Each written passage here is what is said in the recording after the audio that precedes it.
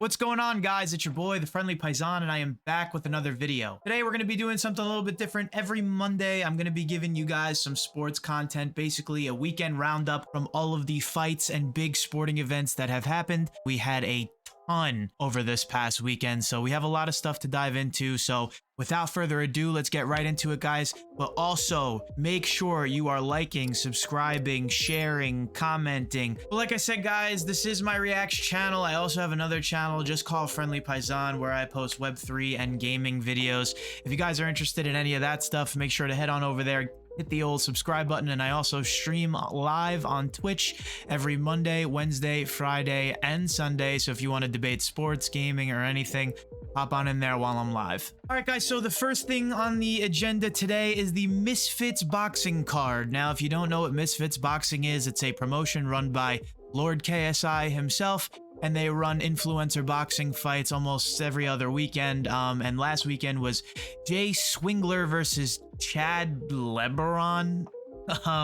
That's who headlined the fight, but I don't really think anybody gave a shit about that fight, to be honest. Everyone really cared about Slim versus Ryan Taylor, and I know that that was the one that I was most excited for anyway, and it proved to not disappoint whatsoever.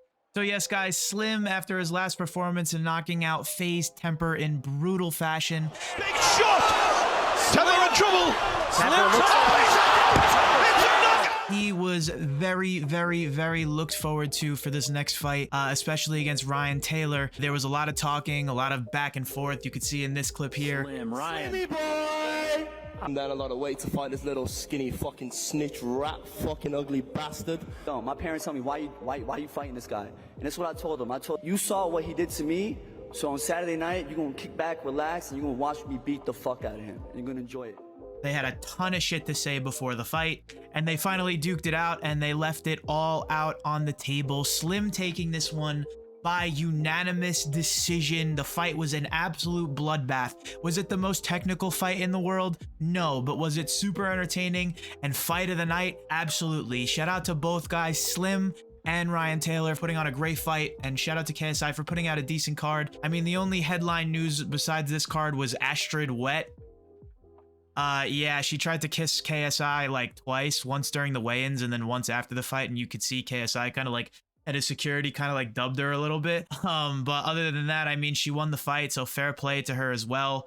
JMX fought too, and him and Logan Paul have been bickering back and forth. If you check some of JMX's recent fights, I don't really think he beats Logan Paul in any boxing fight whatsoever. So if that fight is next to be made, I got Logan Paul on that one. All right, guys, next up on the list, we had another huge boxing fight. We had Deontay Wilder going at it again after his recent loss against Tyson Fury, coming back and looking better than ever and getting a quick stoppage in round number 1. It was an absolute beauty of a KO. I have the clip pulled up here. Let's give it a watch really quick. So yeah, guys, he's just waiting for it here. You can kind of see moving forward. She's trying to close out the ring. They're not doing a great job of it, and Deontay's just going to come over the top with a beautiful right hand right on the button. KOs him clean. Incoming in 3, 2. Yep. Oh my god, the bronze bomber, goes absolutely ballistic, makes quick work of him. It's over just like that, man. In my opinion, the greatest heavyweight right now, Tyson Fury, and I think he's coming back pretty soon. We'll make another separate video for Tyson Fury, but what a great way to rebound for Deontay Wilder. A beautiful KO, and I can't wait to see what's next for him. All right, now, guys, let's get into a little bit of the UFC action. Not really a fantastic card this weekend. Not to say there weren't some great fighters on it, like the absolute legend Cub Swanson. There really wasn't anything too outstanding that happened besides this, but I'm a big fan of Cub Swanson. I've been a UFC fan and MMA fan ever since Georges St. Pierre. So seeing Cub Swanson lose like this via leg kick KO, because I know how good of a fighter he is, honestly hurts, but I guess we'll take a look at it right now. I got a clip pulled up. Just sucks to see because yeah, that hurts. Just a fantastic fighter. Herb, get in there, man. Herb, stop the damn fight. You know he's done. I mean, listen, a beautiful leg kick. Shout out to Martinez. It was great, but you hate to see legends go down like this. Just kind of like how I feel about like the Frankie Edgars of this world. Like, that man shouldn't be fighting. Dana White, what the fuck are you doing, man? Like, just cut the shit. Once they hit a certain age, have a certain amount of losses, they're legends. Just let them go. You know, just let them go. They shouldn't be fighting anymore. Not to say that Cubs shouldn't be, but I'm just trying to make the comparison that it's tough, really tough for me to see legends lose like this. It was a brutal leg kick KO. Shout out to Martinez, but really sad to see Cub lose like that, man. All right, guys, now one of the most anticipated UFC events and fights of the year, Charles Oliveira versus Islam Makhachev, UFC 280. I believe the date for that is October 22nd. It is the 17th at the time of this recording, so that is happening this weekend. Now, sport lover of the game, I'm super hype on Oliveira. Makhachev, on the other hand, you know, this is Khabib's protege. Khabib was obviously the most dominant 155-pound champion. There's no disputing that. Getting into Khabib a little bit, do I think he retired a little bit early? Yes.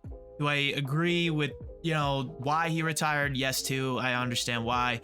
But this fight is one that Khabib and his team has been clamoring for months, and they finally got it. Do I think Islam Makhachev is better than Khabib? No. No, I do not. Do I think Charles Oliveira is an all-around better fighter than Islam Makhachev on his feet? I do. I believe that. So this fight is going to be super interesting for a number of reasons, but if you're asking me and you want my prediction, it's tough here, but I'm going to go Oliveira. I'm going to go Oliveira by decision.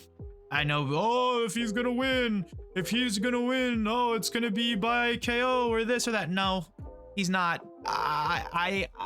It could happen. It could happen. I shouldn't say that. It could happen. But what I foresee for this fight is Makhachev looking to come and say Oliveira by decision. I still think he remains the champion after this. And yeah, that's my prediction with that. Alrighty, guys. Now, ending the fight portion of this video, we are going to end with the long anticipated, I mean, especially by me, Jake Paul versus Anderson Silva fight. Now, I know how a lot of people feel about Jake Paul, and he, you know, may rub some people the wrong way, but you can't deny what he's done for the sport of boxing has been absolutely incredible. We have seen so many more people coming over to the sport because of Jake Paul. Now, were his last two fights against Tyron Woodley good? No. He will argue with that by saying, oh, I knocked him out. Yes, you did. You knocked out Tyron Woodley. I didn't think you'd beat him the first time, and I sure as hell didn't think you'd beat him the second time, but you did. And Jake Paul, round of applause, you did it. And that's awesome. The KO was incredible. The first 6 rounds were not incredible, but the KO saved the whole fight, and I think a lot of people agree with that. Now Jake Paul is facing up against Anderson Silva, who is arguably one of the greatest strikers in the history of combat sports. Forget MMA, forget boxing, forget all of this. He is one of the greatest strikers ever. Period. Now everybody's gonna say, oh, but Paisan, you talked about Floyd Mayweather's age in the last video, and Anderson Silva's, you know, 47 years old, you know, so you can't be a hypocrite here. I get it. I totally understand. Here's my response to that. Did you guys see what Anderson Silva did to Julio Cesar Chavez? It was an amazing fight. Whatever you want to say about Anderson Silva, Julio Chavez, he's out of his prime, this, that, and a third. It was an amazing fight, and he won. And then he made Tito Ortiz look like a 2-year-old baby by KOing him on the floor. Anderson Silva is not to be fucked with. He is not to be messed with, and it is not to be taken lightly. He KOs people. Floyd Mayweather does not. And then you will sit here and say, well, he KO'd that guy in the Japanese exhibition fight. Cool. Did he KO Julio Cesar Chavez? No, he KO'd some random dude from Ryzen Fighting Federation who nobody heard of until Floyd Mayweather fought him. So that's my argument for Anderson Silva. I think if Jake Paul did not improve from his last fight, it's going to be a long night for him. Anderson Silva is a slippery defensive power puncher, and he's good at fighting. In my opinion, this is Jake Paul's 3rd test. I believe Tyron Woodley were 2 great tests for him, and he passed. Obviously, he won both fights. But for this one, I was for Jake Paul when everybody was saying, oh, he's fighting a boxer. he's fighting this. He's gonna lose. He's fighting athletes. I always said Jake Paul would win because boxing and a basketball player and this and that, they're two completely different things. You can't just be an athlete in one sport and then pick up boxing and expect just because you're an athlete to be good at it. It's not how it works. However, I see Anderson Silva winning this fight by decision. I know how crazy that sounds. And you're always playing it safe. Anderson Silva, based off of Jake Paul's last fight with Tyron Woodley, Anderson will see those punches coming. He's seen those punches coming before, and I think he will get out of the way of them, return fire, and volley. It's going to be a chess match for the first 3 rounds. I think Jake goes in very hesitant, trying to feel out Anderson and vice versa, and I think the best rounds will come 5, 6, 7, and 8, but I do think it goes Anderson Silva's way by decision, and in turn that will set up the rematch. All right guys, let's move on to some baseball. Now, it's not my most favorite sport in the world, but I do watch coming playoff time. I'm a Yankees fan, and you're gonna say in the comment, you go ahead, abuse me in the comments, oh, you're not a real fan. Picture of me at Yankees games when I was a kid here. Yeah, I've been a fan my whole life. I'm not a bandwagon fan of anything, but we got to talk about it. The Yankees beat the Guardians in game 4. It was a huge game for the fellas from the Bronx. Tonight, they look to take game 5, heading back to the Bronx. This is going to be a big game. Aaron Judge finally showed up within the last game or two. He went for 7 strikeouts within the first 2 or 3 games. I think he was feeling the pressure, but tonight, the Yankees close out the series. My prediction for the game, the Yankees will win in the Bronx 5-2 and move on to the next round of the playoffs. Let's go fucking Yankees, baby. All right, guys, let's move on to hockey. As you all know, I used to play juniors and semi-professional hockey back in the day, or maybe this is on the Reacts channel, so you don't know. I was a pretty big hockey player. I'm a huge Tampa Bay fan. Let's go Lightning. I'm not a bandwagon fan. I've been a fan since I was a kid. If you want that story, I'll make a separate YouTube video because everybody's concerned about how a kid from Jersey can become a Tampa Bay fan. But yeah, we're 1-2 right now. We're not looking too great. We got 2 rookie defensemen.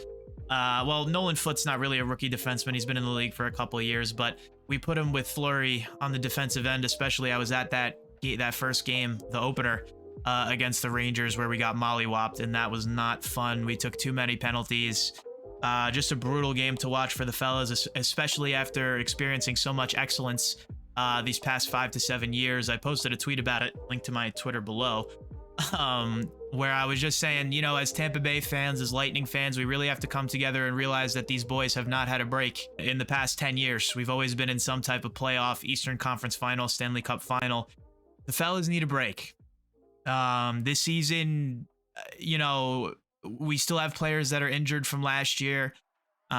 Still trying to connect. Certain players retired, left. So, you know, this is a time where we need to focus on rebuilding around our core group, around Hedman, around Steven Stamkos, around Braden Point, around Kucherov, you know, around Vasi. We need to build those building blocks around them, step up on defense, take less stupid penalties. And I'm sure within the next couple years, we'll be back right where we belong. But the fellas need a break. But yeah, I just wanted to show my love and appreciation for the Tampa Bay Lightning. We just took an absolute shit stomping by Sidney Crosby and the Pittsburgh Penguins. So yeah, we'll have an update on them next week. Hopefully we'll turn the ship around, but let's go Bolts, baby. All right, guys, and last but not least, we will round it up with some football. We got the New York Football Giants moving to 5-1 with a huge victory on Sunday against the Baltimore Ravens. It was an incredible defensive play to end the game, strip the ball from Lamar Jackson, and move on to 5-1, man. My opinion about these New York Football Giants is they have incredible defense, but they're lacking at the QB position. I don't want to hear it, Giants fans. Daniel Jones will not take you to the promised land. You will make it to the playoffs, but nothing more. Enjoy it while it lasts, just like I'm about to get into the Jets right now. And my New York Jets, baby. Clap it up. After years of pain, suffering, and agony with the New York Jets, it takes an absolute MILF-slaying unit such as Zach Wilson to take us to the promised land. And when I say promised land as a Jets fan, guys, I don't mean the Super Bowl. I just mean an above 500 record. Make no mistake, everyone else. I'm not saying we're going to do anything big, but we're winning football games. We don't win football games. We get embarrassed on a week-to-week basis. So as a Jets fan, let me have this. We're not going to go to the Super Bowl anytime soon, but we're winning games. It's better to watch for us now. So let me have this. Jet the fuck up. We're 4-2. Let's go. And last but not least, we're going to wrap up with the Tom Brady and Gisele drama. Now, listen, guys, obviously we don't know what's going on, but obviously this is having some type of effect on the greatest football player of all time, Tom Brady, and it sucks because, in my opinion, why are you doing this to him? Gisele, I'm going to call you out. Why? And there's going to be a bunch of women in the comments that are going to say, oh, you know, she just wants him to be healthy and safe, and he is healthy. He is safe. Football is a 16-week season. After that, he's done. And if he wants to play, he has every right to play. But clearly everything that's going on off the field is affecting his play on the field. He had one game where he showed that he's still the greatest football player of all time and threw for like 300 yards. It was like 2 games ago. But now they're coming off a loss to the Steelers. Really? The fucking Pittsburgh Steelers. Really? That's the team we're gonna lose. Not we, but that's the team you guys are gonna lose to? That team? They're terrible. They're probably one of the worst football teams in the league. You can see it's clearly having an effect on him.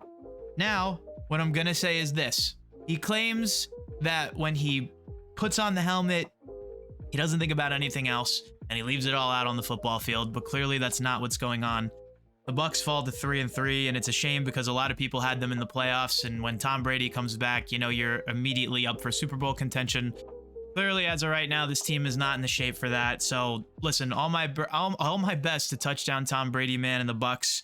I hope you guys figure it out, but yeah, that's brutal, man. I hope it gets better for you guys. All right, guys. Well, thank you so much for watching. That is my Monday Paisan Sports Roundup. I will be back next Monday, similar style type video. If I missed anything, please leave it in the comments below. So, you know, this show will be ever changing, you know, and if you guys got anything that you guys are excited for, let me know in the comments so that I'll be able to react to it, comment to it, and do whatever. But like I said, guys, make sure to catch me on my other YouTube channel, Friendly Paisan, the main one for all things gaming and blockchain, and my Twitch channel for all things gaming and blockchain again.